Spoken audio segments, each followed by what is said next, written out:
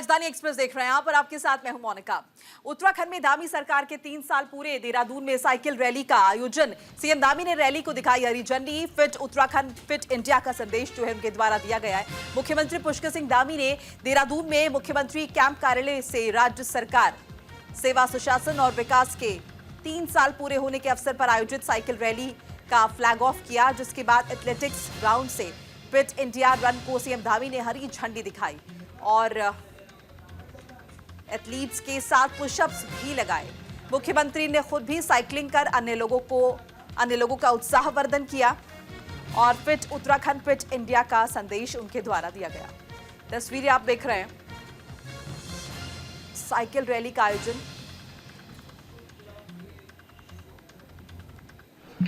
सबसे पहले तो देवभूमि उत्तराखंड की देवतुल्य जनता को नमन करता हूं, उनका आभार व्यक्त करता हूं कि आज से 3 साल पहले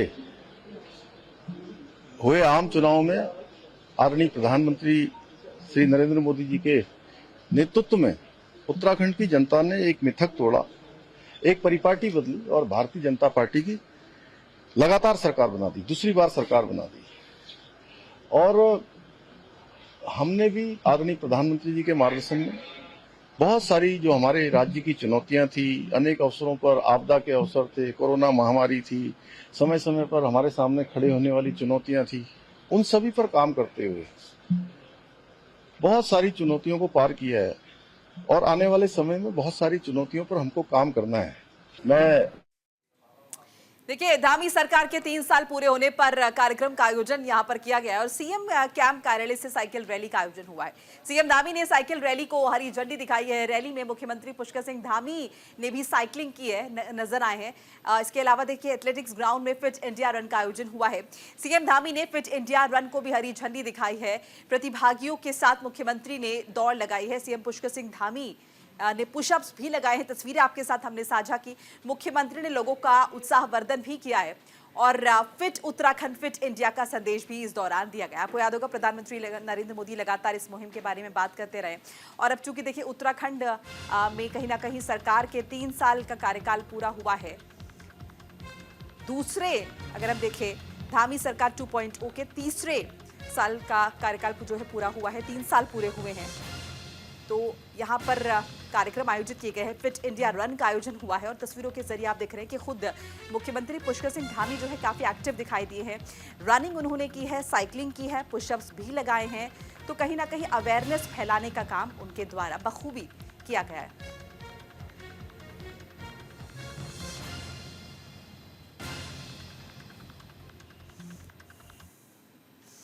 उत्तराखंड सरकार के 3 साल पूरे होने पर पूरे प्रदेश को मुख्यमंत्री पुष्कर सिंह धामी ने वर्चुअली बधाई दी है, शुभकामनाएं दी हैं और केंद्र और राज्य सरकार की योजनाओं और प्रचार प्रसार के साथ साथ सांस्कृतिक कार्यक्रमों का आयोजन किया जा रहा है। वहीं बहुउद्देशीय शिविर के जरिए लोगों की सुविधा के लिए सभी विभागों के स्टॉल और बड़े बड़े होर्डिंग्स जो है वो लगाए गए हैं। बताते चले कि उत्तरकाशी जिले की अगर हम बात करें तो जिले के 3 तहसीलों में उत्तरकाशी, पुरौला, बड़कोट में आज सेवा सुशासन और विकास के 3 साल बेमिसाल कार्यक्रमों का आयोजन किया जा रहा है। वहीं विपक्ष इस पर आरोप लगा रहा है कि सरकारी धन का दुरुपयोग हो रहा है। इस पर विपक्ष लगातार जो है आरोप लगा रहा है, सरकारी धन के दुरुपयोग की बात कह रहा है। उनका कहना है कि धरातल पर ग्राउंड जीरो पर कोई काम नहीं हुआ है और 3 साल बेमिसाल का जो नारा दिया जा रहा है वो बेबुनियाद है। कार्यक्रम स्थल पर बीजेपी के कई नेता, जिले के अधिकारी समेत कर्मचारी और आम जनता बढ़ चढ़कर हिस्सा लेती हुई दिखाई दी।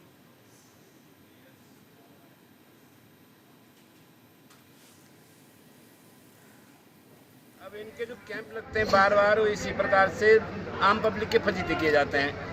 इतने जितना इन्होंने यहाँ इन्वेस्ट किया इस कैंप के लिए, इसमें तो 3 गांव पूरे बस जाते हैं। 3 गांव, करोड़ों रुपए का इन्वेस्टमेंट है। सारे कर्मचारियों के फजीते, सारी पब्लिक के फजीते। यहाँ महिला समूह ला रखे हैं। जब इनको कोई पब्लिक नहीं मिली तो महिला समूह लिया है। समूह के लोगों को कहा गाँव-गाँव में कि भाई आप लोगों को एनजीओ के माध्यम से इसी बात के लिए जोड़ रखा है कि आप सरकार के पक्ष में काम करेंगे। तो ये विडम्बना है सरकार की। रिश्तेदार ये सब अपने रिश्तेदारों को ही वहाँ नौकरियों के लिए बाध्य कर रहे हैं। तो आप देख लो, ये आम पब्लिक के फजीते आप देख ही रहे हैं। प्रदेश सरकार के क्या हाल है। 3 साल बेमिसाल। अब इनके जो कैंप लगते हैं बार बार इसी प्रकार से आम पब्लिक के फजीते। चलिए आगे बढ़ जाते हैं। लक्सर में आपत्तिजनक पोस्ट पर विवाद, वायरल वीडियो को लेकर थाने पहुंचा दलित संगठन। वीडियो में जाति सूचक शब्दों के इस्तेमाल पर गुस्सा देखने को मिला है। संगठन ने पुलिस से कार्रवाई की मांग की है। लक्सर में रहने वाले एक युवक को इंस्टाग्राम पर रोस्ट वीडियो बनाना महंगा पड़ गया। दरअसल युवक ने वीडियो में जाति सूचक शब्दों का इस्तेमाल किया। युवक की पोस्ट के बाद दलित संगठन से जुड़े कुछ लोग लक्सर कोतवाली पहुंच गए और एतराज जाहिर किया। पुलिस से कार्रवाई की मांग की। पुलिस ने युवक को कोतवाली बुलाकर फटकार लगाई और पुलिस एक्ट में चालान किया। इतना ही नहीं, पुलिस ने आरोपी से विवादित पोस्ट डिलीट कर अपने किए पर माफी मांगने का वीडियो भी पेज पर शेयर जो है किया।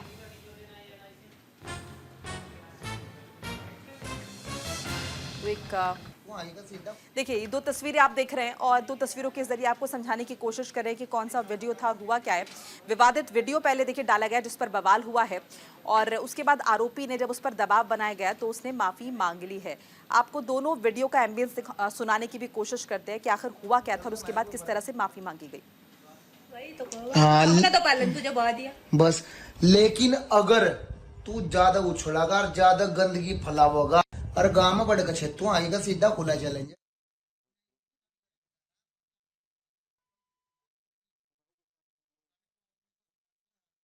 मेरी जो वीडियो वायरल हो रही है उससे मुझे बहुत ही शर्मिंदा हूँ मैं। वो मेरे मुंह से गलती से निकल गई थी। मुझे आप सब माफ कर दो। एससी समाज की और वाल्मीकि समाज की दोबारा से ऐसे कभी भी भविष्य में मेरे से कोई गलती नहीं होगी, ना मेरे अकाउंट पे किसी पे भी आपको दिखने की। और जो वीडियो वो है वो मैं डिलीट कर दूँगा।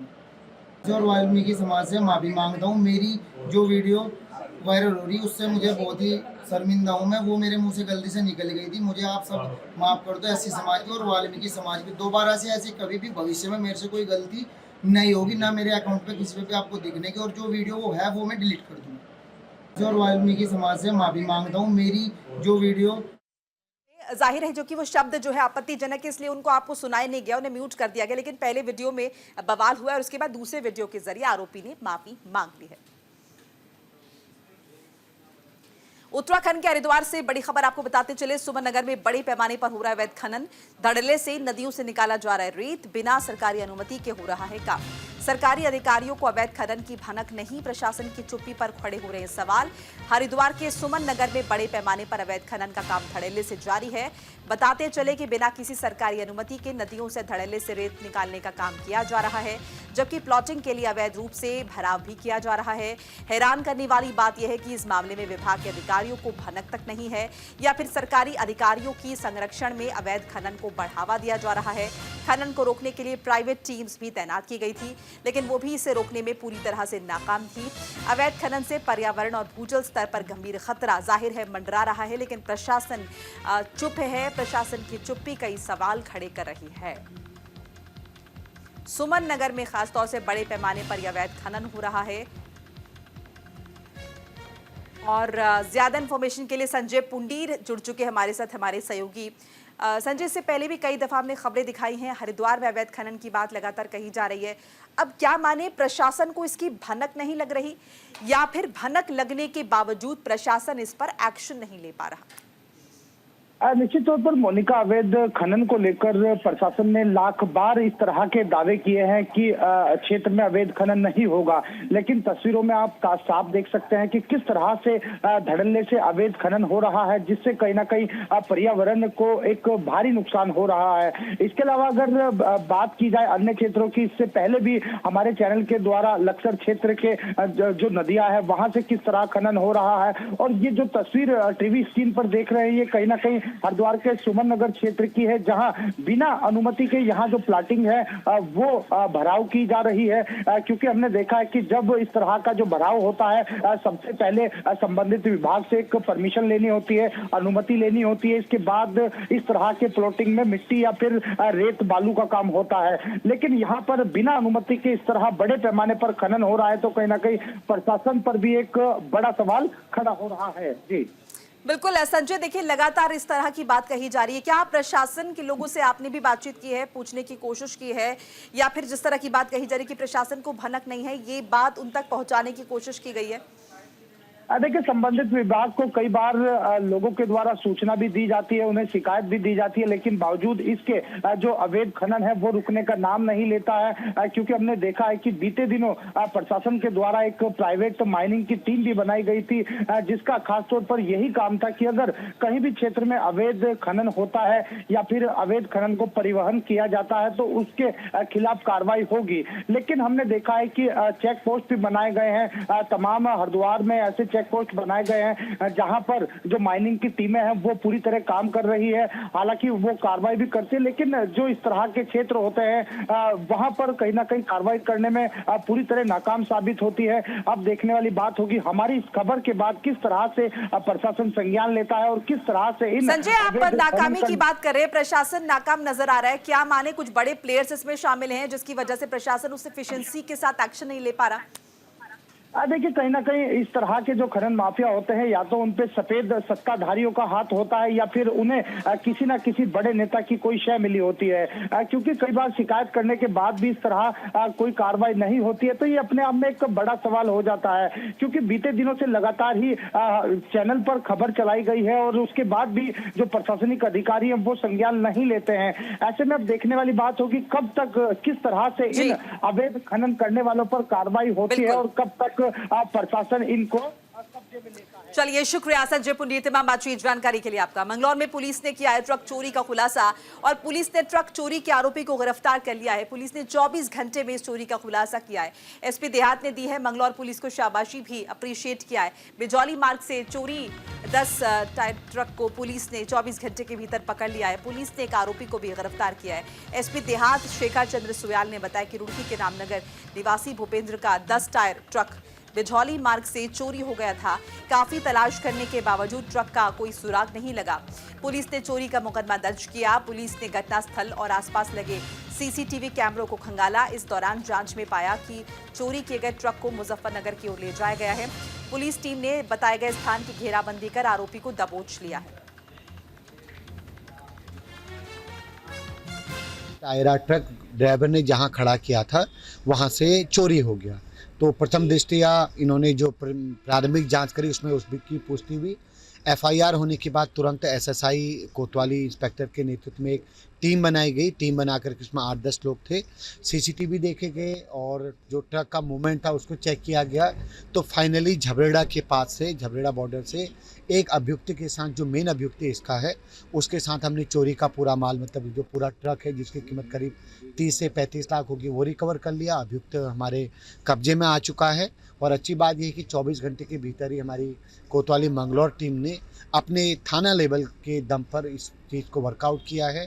और इसमें एक और अभियुक्त के होने की संभावना है, जैसा वो जो अभियुक्त हमारा गिरफ्तार है वो बता रहा है।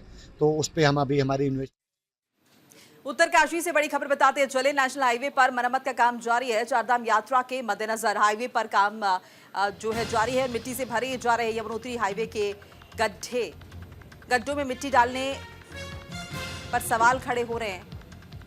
चारधाम यात्रा शुरू होने में महज 1 महीने का वक्त शेष रह गया। ऐसे में यमुनोत्री हाईवे 123 जो कि हरबटपुर से बड़कोट को जोड़ता है, ज्यादातर यात्री यहीं से गुजरते हैं।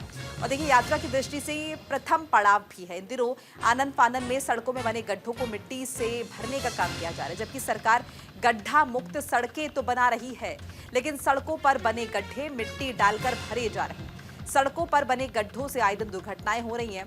तो ऐसे में सुगम यात्रा और सफल यात्रा की उम्मीद आप किस तरह से कर सकते हैं? चारधाम यात्रा जल्द है और उसके मद्देनजर काम हो रहा है, लेकिन ये काम किस तरह से टेम्पररी हो रहा है और क्या इससे ये इंश्योर सरकार प्रशासन कर पाएंगी कि यात्रियों को किसी भी तरह की दिक्कत ना आए?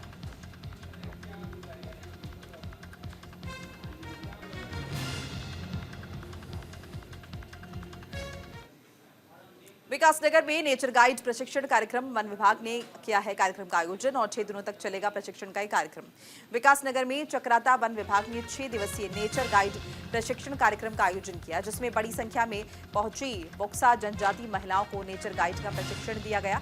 बताते चले कि देश के पहले वेटलैंड संरक्षण रिजर्व आसन बैराज के नजदीक बुक्सा जनजाति की संख्या बहुत ज्यादा है। कंजर्वेशन रिजर्व के संरक्षण के लिए स्थानीय की जिम्मेदारी और ज्यादा भागीदारी के तहत ही बुक्सा जनजाति की महिलाओं को ये ट्रेनिंग जो है वो दी गई है।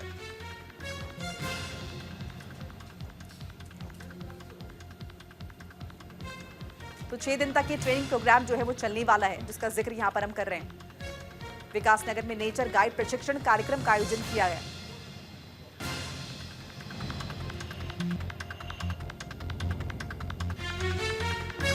लोगों को बाहर का एक्सपोजर करा के और इन लोगों को कैसे नेचर गाइड के साथ साथ जो हमारा इको टूरिज्म की बहुत सी एक्टिविटीज हैं, जैसे ट्रेकिंग वगैरह है या हमारे हैंडीक्राफ्ट्स हैं या लोकल फूड है, कुजीन है, उसको कैसे हम लोग प्रमोट कर सकते हैं, इसके लिए हम लोगों ने ये प्रोग्राम रखा है। ये स्टार्ट था, एक ओरिएंटेशन प्रोग्राम था। अब इसकी दूसरी कड़ी ये है कि ये भरतपुर में जाएंगे ये लोग और वहां पे एक एक्सपोजर विजिट इन लोग का होगा। उसके बाद ये थोड़ा कंटिन्यूअस होगा प्रोग्राम। हम लोग ये तैयारी कर रहे हैं, जब अगला सीजन शुरू हो जाएगा अक्टूबर के लास्ट से नवंबर से जब बर्ड्स आने लगती हैं, तब तक ये पूरी तरह से तैयार हो जाएं। इसमें हमने इनको सॉफ्ट स्किल, पर्सनालिटी, फिर जंगलों में कैसा व्यवहार रखें, पारिस्थितिकी पर्यटन को कैसे बढ़ावा दिया जाए और नेचर गाइड के लिए क्या क्या स्किल्स की आवश्यकता होती है, इसके बारे में हमने इनको ट्रेनिंग कराया। अब सेकेंड फेज में हम इनको एक्सपोजर देना चाह रहे हैं भरतपुर का। भरतपुर में केवलादेव नेशनल पार्क है जो विश्व विख्यात वर्ल्ड हेरिटेज साइट है और बर्ड सेंचुरी है और रामसर साइट है जैसे असम है। तो वहाँ भी स्थानीय समुदाय बहुत तरह से जो है वहाँ के पारिस्थितिकी पर्यटन और साथ साथ जो वो हमारा नेशनल पार्क है उसके संरक्षण में जुड़ा रहता है। तो ये जो एक्सपोजर विजिट है, इनसे इनकी एक आत्मविश्वास बढ़ेगा। लक्सर में ज्वार फैक्ट्री से पुलिस ने हटवाए धरना। हाईकोर्ट के आदेश पर हटाए गए हैं प्रदर्शनकारी। प्रशासन और कर्मचारियों के बीच नोकझोंक की खबर है। 17 मार्च से मांग को लेकर धरने पर बैठे थे कर्मचारी।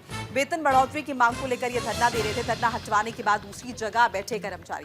फैक्ट्री में कार्य बहिष्कार का इन्होंने ऐलान किया है। विस्तार से बता दूं, टायर फैक्ट्री के गेट पर उस वक्त मामला गर्मा गया जब वेतन बढ़ोतरी की मांग को लेकर आंदोलनरत कर्मचारियों को हटाने के लिए पुलिस पहुंच गई। इस दौरान पुलिस ने इन्हें हटाने की कोशिश की तो कर्मचारियों ने विरोध कर दिया, जिससे पुलिस और कर्मचारियों के बीच तीखी नोकझोंक हो गई। मामला बिगड़ता देख आलाधिकारी मौके पर पहुंचे और कर्मचारियों के प्रतिनिधियों से बातचीत की। वार्ता के बाद कर्मचारी धरना स्थल से हटकर दूसरे स्थान पर धरने पर बैठने के लिए सहमत हुए। दरअसल लक्सर में टायर फैक्ट्री प्रबंधन और कर्मचारियों के बीच तकरीबन 10 महीने से 3 वर्षीय अग्रीमेंट में वेतन बढ़ोतरी की मांग को लेकर विवाद चल रहा है। पीटी 17 मार्च से अपनी मांग को लेकर कर्मचारी फैक्ट्री गेट के पास धरना दे रहे हैं। इस बीच फैक्ट्री प्रबंधन की ओर से मामले को लेकर हाईकोर्ट में याचिका दायर की गई, जिस पर हाईकोर्ट ने कर्मचारियों के फैक्ट्री गेट से 200 मीटर दूर हटाने के आदेश दिए। ये जो धरना उठा जा रहा 10 मीटर इधर करा जा रहा, ये इस वजह से करा जा रहा हमारे जो अधिकारी हो, प्रशासनिक अधिकारी हो, उन्होंने पार्टी बनाया इन्होंने हाईकोर्ट में, ये एग्रीमेंट की तरफ देख ही रहे। लेकिन अब का नाखो चने चबा का फैक्ट्री तभी चलेगी जब एग्रीमेंट बढ़ेगा, इन तीनों को वापसी लेगा। और एक और बताना चाहता हूँ, एग्रीमेंट भी 10,000 के पार होगा, उससे पहले कभी नहीं होता। हम लोग केवल इसको 10 मीटर पीछे कर रहे हैं, जैसा कि चौधरी किरत सिंह जी ने कहा, और हमारे प्रशासनिक अधिकारी न्यायपालिका उनका सम्मान करते हुए हम ये निर्णय ले रहे हैं कि हम इस धरने को 10 मीटर पीछे हटाएंगे। लेकिन इसके माध्यम से मैं ये भी बताना चाहता हूँ कि जब अगर ये धरना यहाँ से उठ करके 10 मीटर पीछे जाता है तो फैक्ट्री भी तभी चलेगी जब एग्रीमेंट हो जाएगा, और एग्रीमेंट 10,000 के पार होना चाहिए। और जो हमारा समय है 10 महीने, जो 12 महीने जो ये खा चुके हैं वो चाहिए, और पूरा 10 या 12 महीने का जो हमारा एरियर होगा वो हमें चाहिए, अन्यथा अंजाम अच्छा नहीं होगा। हम उस पर ये लड़ाई हमेशा चलती। इसमें हमारी वार्ता जारी रहेगी। हम दोनों पक्षों को बीच में बुला के मध्यस्थता करके हम एक परमानेंट सॉल्यूशन में पहुंचेंगे।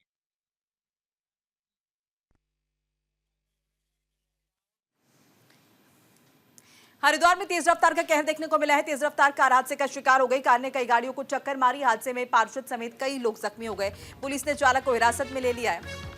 हरिद्वार के लाल तारो पुली के पास देर रात एक तेज रफ्तार कार का कहर देखने को मिला। कार ने कई वाहनों को टक्कर मार दी। हादसे में बिलकेश्वर के पार्षद समेत कई लोग जख्मी हो गए। घटना के बाद स्थानीय लोगों में गुस्सा फूट पड़ा और उन्होंने कार चालक की पकड़कर पिटाई कर दी। सूचना मिलते ही पुलिस मौके पर पहुंची और चालक को हिरासत में ले लिया। पुलिस ने जांच शुरू कर दी है।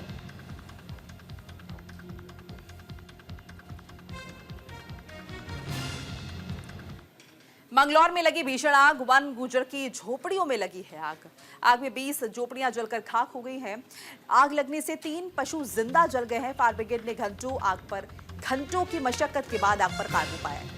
हरिद्वार के मंगलौर में वन गुर्जर इलाके में झोपड़ियों में भयंकर आग लग गई। देखते ही देखते आग से 20 झोपड़ियां जलकर राख हो गई, जबकि 3 पशु भी आंशिक रूप से झुलस गए हैं। दमकल विभाग की टीम ने तकरीबन कई घंटों की मशक्कत के बाद आग पर काबू पाया है।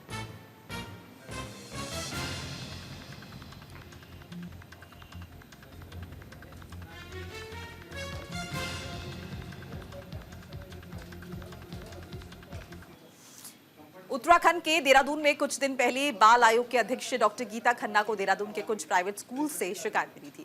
दरअसल एडमिशन से पहले माता पिता से एडमिशन फीस के नाम पर ज्यादा धनराशि वसूलने के मामले मिले थे, जिसके बाद डॉक्टर गीता खन्ना ने शिक्षा विभाग के अधिकारियों को जांच कमेटी बनाकर उन स्कूल्स के खिलाफ कार्रवाई करने के निर्देश दिए। इसको लेकर उत्तराखंड बाल आयोग की अध्यक्ष डॉक्टर गीता खन्ना ने कहा कि मुझे कई इस तरह की खबरें मिली थी, केसेस सुनने को मिले थे। कई स्कूल 3 से 5 हजार रुपए में प्रवेश फॉर्म बेच रहे हैं, जिसे प्रवेश परीक्षा के शुल्क के रूप में वसूला जा रहा है। उन्होंने कहा कि हम पहले भी ये निर्देश दे चुके हैं कि स्कूलों में छोटे बच्चों की जो प्रवेश परीक्षा है वो नहीं होगी और ये बाल अधिकारों के खिलाफ है, जबकि इसके बदले स्कूल बच्चों के चयन के लिए लॉटरी सिस्टम का इस्तेमाल कर सकता है। ये मेरे को ये खबर आई थी कि 3-3 हजार 5-5 हजार रुपए में फॉर्म बेचा जा रहा है। सो फॉर्म की आप एक प्रोसेसिंग फीस ले सकते हैं, प्रिंटिंग की एक फीस है, ऑफिस वालों के लिए है, बट 3,000-5,000 रुपीज।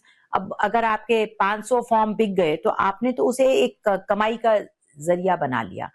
और वो साथ में और अफसोस की बात ये थी कि उसे फॉर्म फी कह के नहीं लिया जा रहा था, उसे एग्जामिनेशन, एंट्रेंस एग्जामिनेशन फी कह के लिया जा रहा है, ऐसा मुझे संज्ञान में आया। जबकि हम बहुत क्लियरली पहले भी ये ऑर्डर निकाल चुके हैं कि छोटे बच्चों की आप एंट्रेंस एग्जाम नहीं ले सकते। ये हर तरह से नियमा विरुद्ध है। There can not be a exam, आप सिलेक्शन नहीं कर सकते। अब ये बात सही है कि अगर सीटें 10 हैं और आने वाले बच्चे 100 हैं तो आपको कोई तो प्रोसेस करना पड़ेगा कि 100 में से 10 को कैसे छांटे, तो आप लॉटरी करें। और इसी के साथ इस बुलेटिन में फिलहाल इतना ही। लगातार खबरों के लिए आप देखते रहिए न्यूज़ NTR। नमस्कार।